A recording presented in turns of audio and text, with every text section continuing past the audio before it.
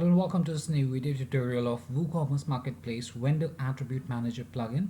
And in today's video tutorial, I'll be showing you how the admin can create multiple vendor custom attributes that would be visible to the vendors at the time of registration, and they'll have to fill them up on the registration page. And apart from that, after they have registered, they can also update these attributes or the attribute values under their own vendor profile page. So basically these custom attributes are created by the admin, and the customers can also check these custom attributes on the for the respective vendors as well. So first of all, let me show you the workflow at the storefront, wherein we'll be showing you how the customers can access and view the particular custom attributes for the marketplace vendors within the WooCommerce itself. So let's get to that, and thereafter we'll be showing you how the admin can create the attributes from the backend, the custom attributes, and how they can be used by the vendors, and how they can provide the data for those required custom attributes as well. So first, let's go to the storefront end. So first of all, I'll show you how the customers can now with the particular custom attributes for the respective sellers by navigating to their sellers page, as you can see right now. So on the seller's profile page, and here on the right hand side you can see the custom data of the seller that is having the secondary email, the shop's registration number, the date of birth, the description of the seller as well. On the left hand side we have the default sections like the reviews, the recently product or the recent products from the vendor itself, and on the right hand side we have the custom data of the seller, and these custom attributes can be created by the web store owner, and after making use of these, the vendors can also register themselves, and they can also update these values under their own account panel. So this is how you can access the custom data of the sellers on their profile page. Now let me show you how the vendors would be able to view the custom attributes under their own account panel. So for that, I'll just log into my WooCommerce Marketplace or vendor account panel by entering my username and the password. So right now I'm at the my account section, and I'll be entering my details for the vendor, and then tap here on the login button, and we'll be logged into our vendor account for the WooCommerce Marketplace, as you can see here. And now the vendor can navigate to the seller profile section under their own account panel, and under that they'll be able to view the different custom attributes that the admin has added for them. So here you can see that we have the secondary email, the shop registration number, the date of birth, the seller's description. So these values can also be updated by the vendor. So for example, if we change the shop registration number here, and then I'll be saving this particular data by tapping here on the update option, and if I scroll down back to my shop registration number, it has right now changed. Similarly, you can also see that the custom attributes that the admin has set up for the vendors are having the date. Then we have the text box. We also have the option to enter the email ID. So there are multiple things that we can be used, or the custom attributes that can be used. So I'll show you that as well. So that's how the vendors can access their custom attributes and can update them as well under the own account panel. Now let's go to the admin backend panel for our WooCommerce multi-vendor marketplace web store, and let's see how the admin can create the custom attributes or the vendor attributes from the backend panel, and how he can manage the vendor attributes as well. So right now I'll just log out of my seller account panel. I'll just tap here on the logout button, and now I'll be navigating to the backend panel first. So I'll be entering my username and password for my WooCommerce multimedia marketplace backend panel, and then I'll be tapping on the login button. So I've logged into my account. That's the admin backend panel for my web store, that is a multimedia marketplace. So after you successfully install this particular plugin within your store, that's the custom vendor attributes, you'll have this marketplace vendor custom attributes section, wherein you can make the settings as well as you can set up the marketplace, what we say as the custom attributes. So we'll go through each of them one by one. First, let's go to the settings section and let's see what different options are there for the same. So under the settings, for the WooCommerce Marketplace custom attribute settings, you'll be able to enable the custom attribute list by choosing enable. Otherwise, to disable the custom attribute list, just choose a disable option for that. You can also set up the terms and conditions and privacy. For that, you can set up the status as enabled or disabled as per your own requirement there. And you can see the privacy pop-up model heading. So this would be the heading for the pop-up model for the privacy. You can be able to set up the terms and conditions pop-up model as well. You can set up the model button text, the button color, the model button color. So to change, just tap here and select your color. And similarly, you can go for the model background color. You can set up show content as whether it's a text or an HTML that you want to display to customers. Then lastly, you can set up your terms and conditions and similarly the privacy and the cookie policies as well. So that thereafter you just need to tap here in the save changes button. Now after you've saved this, now let's see how we can create an attribute, and for that we'll go to the MPU in the custom attribute section here. So here you can see that we already have a list of custom attributes that we have created. And these attributes I've just shown you at the storefront workflow. That's the secondary email, shopper registration number, date of birth, seller description, and from here you can edit or delete any of the created ones.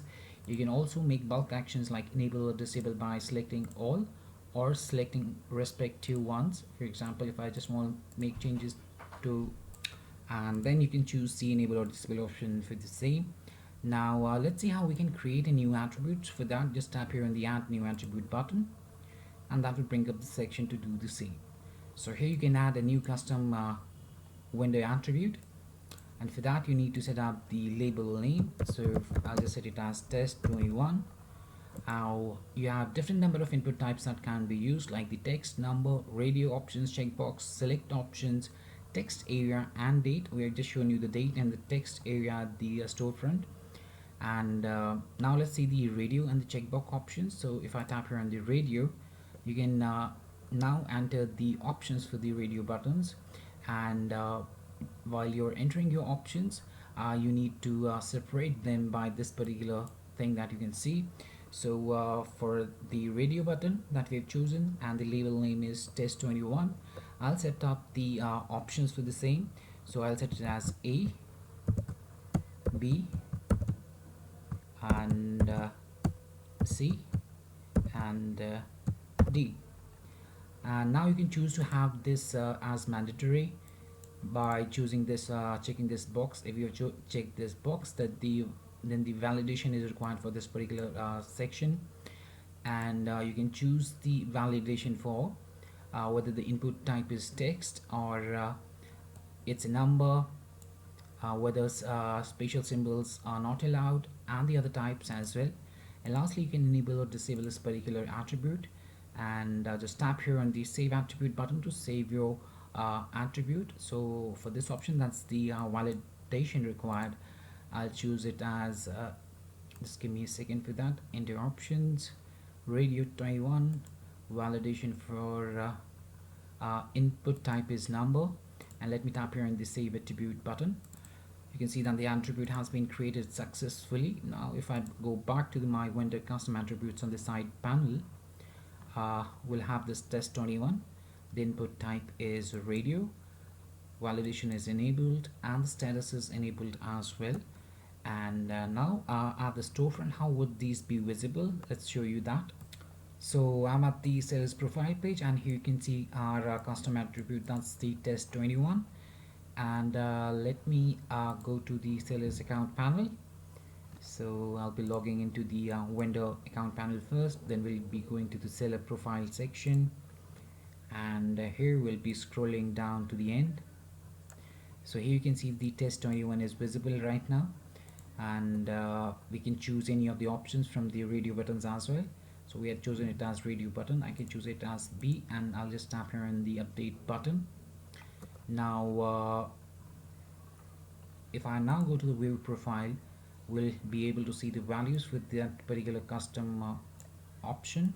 Alright, you could have seen that we had chosen this option here, but it was not visible at the seller profile page. Let me show you that once again.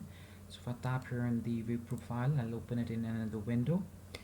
And if we scroll down within the same, you can see that we have test 21, but we are not able to see the what we see as the values for the same.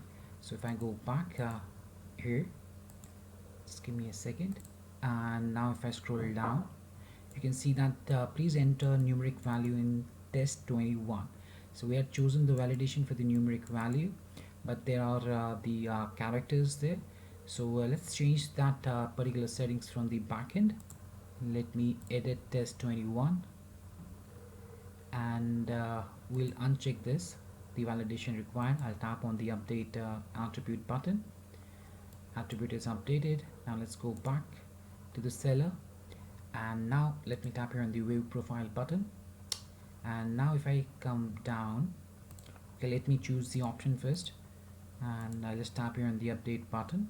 Now let's go to the vendor's profile page, and now if I scroll down, it is showing the value that I've chosen for this particular custom attribute. So actually I just forgot to update that. That's why it was not visible in the first place here. So that's why it was empty. Now I've under the account panel of the vendor, I've chosen the value for the custom attribute and updated that, and now it's visible on the seller's profile page.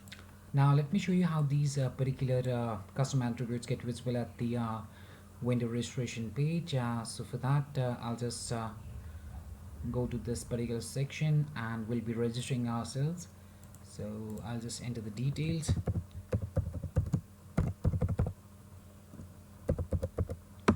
and I'll tap here on the register button. Just kindly ignore that particular login. So we actually need to log in as a seller. So for that we need to first create a new vendor. So for that you just go to the seller link here in the header, and that would bring this particular section wherein the customer would be able to register himself as a vendor within your WooCommerce multi-vendor marketplace store. So actually I was not there, I was on the default one, and when I tapped on the register, we got registered as a new user initially. So now under the seller registration here, if I scroll down, we'll be able to see all of our custom attributes that we have created, like the secondary email, shop registration number, date of birth, seller description. This is the one that we just created in the last test 21. The vendor can also check the terms and conditions and the privacy and cookie policy. So I just showed you in the admin panel how we can set up the terms and conditions and the privacy policy, and if we tap here, we get this kind of a pop-up which shows the type of the pop-up as well from the backend configuration settings for this particular plugin. And similarly, the vendors can also access the privacy cookie. Let me open that in another window. So if I tap here on the privacy, you can see the privacy policy. You can close it out as well. So that was much about the WooCommerce Marketplace Vendor Attribute Manager plugin, and I hope it helped you out in understanding the workflow of the same. And if you still have any questions, queries, suggestions, or requirements, then you can always get back to us at support@webkul.com, or you may raise a ticket at webkul.uvidis.com. Thanks for watching this particular video, and have a great day ahead.